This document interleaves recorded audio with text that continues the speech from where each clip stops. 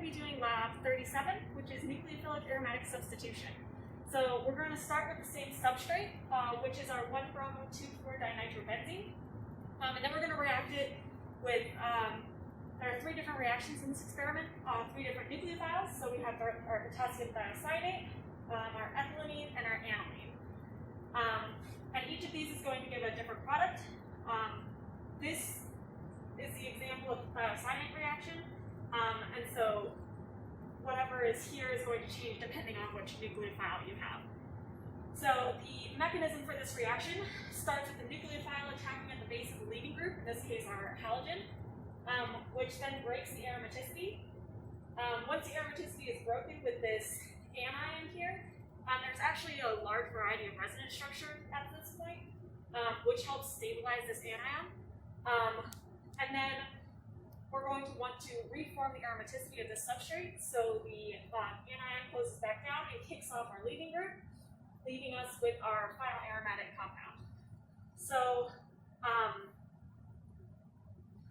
the way that our nucleophilic aromatic substitution works, because we generate this anion intermediate, the more electron withdrawing groups we have, the more stable that anion is going to be. So the fact that we have 2 very electron withdrawing nitro groups is going to help it's going to help this reaction go faster.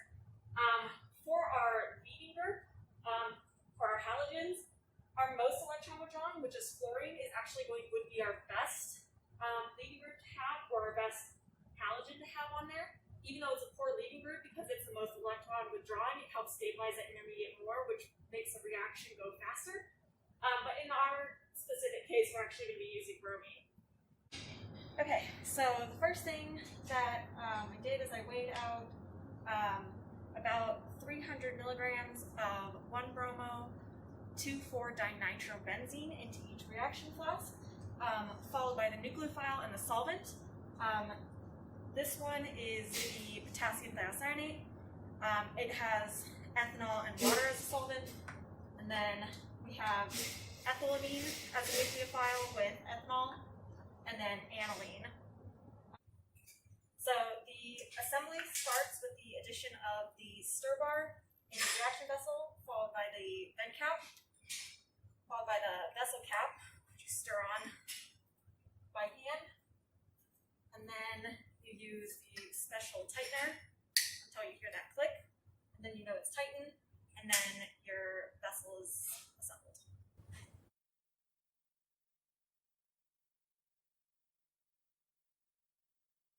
So following the microwave reaction, after 20 minutes, each reaction vessel was cooled in ice for about 10 minutes, and then they each were filtered. So this first one over here we have is the thiocyanate, and we're going to let these sit for about 5 minutes. This one is the ethylamine, and then this third one over here is the aniline product. So after these sit for about 5 minutes, that's when we're going to take the NMR and IRR of each of the products.